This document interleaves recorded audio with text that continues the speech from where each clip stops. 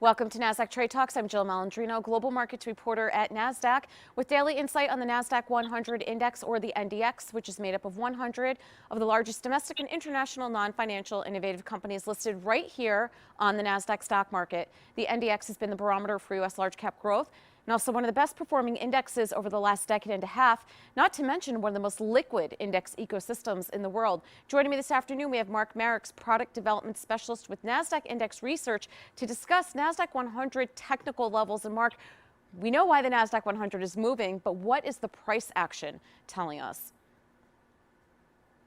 Yeah, Jill, great to be here on a week like no other. Hard to see where this goes, how this ultimately plays out, but wanted to give folks a quick roundup of what's going on with the index.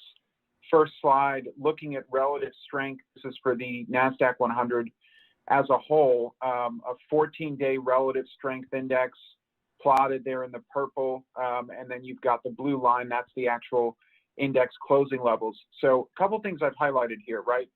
For this index, usually when you're above a reading of 70, that's considered very bullish.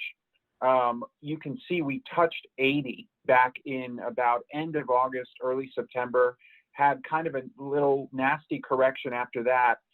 But you can see that purple line, it has not crossed 70 since then. We've kind of touched it a couple times and oscillated back and forth between 70 and 50. So, you know, positive technical strength indicated by this index, but nothing overly bullish, nothing that suggests that the index was going up too far too fast.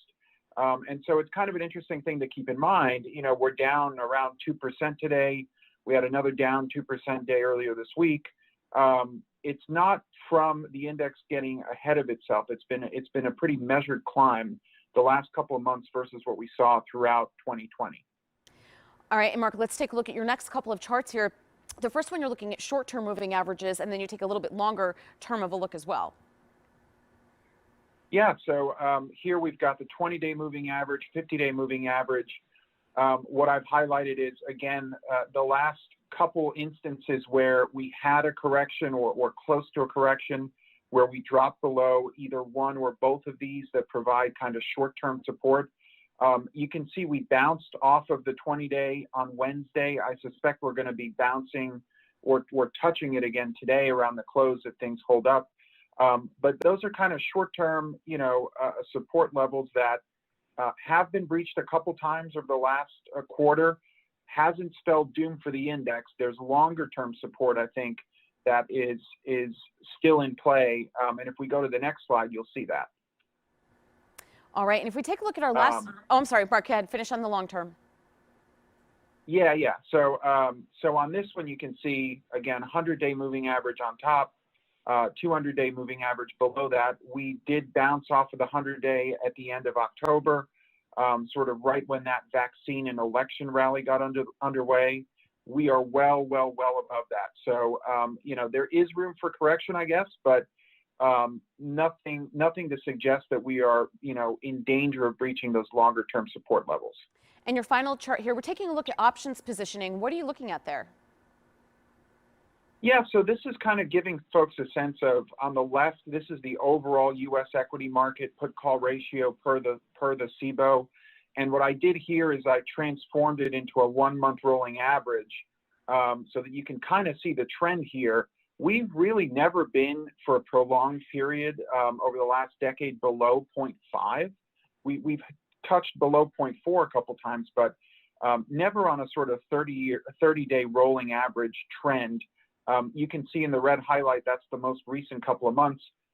Really just kind of proves out the thesis, right? There's been a ton of call option buying by retail, maybe by institutional as well, which has, I think, gotten the market a little bit positioned to experience some more volatility in the short term. That's what we're seeing this week.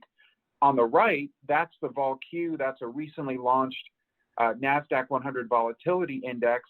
And what I've circled is, again, this week, we've seen a bit of a spike, but really nothing compared to the last couple spikes in 2020, let alone what we saw in March of 2020. So, you know, my general kind of thesis about all this is the Nasdaq 100 is not for a change where all the action is. Part of that, I think, is because of the earnings story. We had great earnings this week out of Apple, out of Microsoft, out of Facebook. I think that's going to keep this index being a little bit less volatile versus the rest of the market if we do get a correction going forward. All right, Mark, great stuff as always. We'll catch back in next week. Thanks for joining us on Trade Talks, and thanks for joining me. I'm Jill Malandrino, Global Markets Reporter at Nasdaq.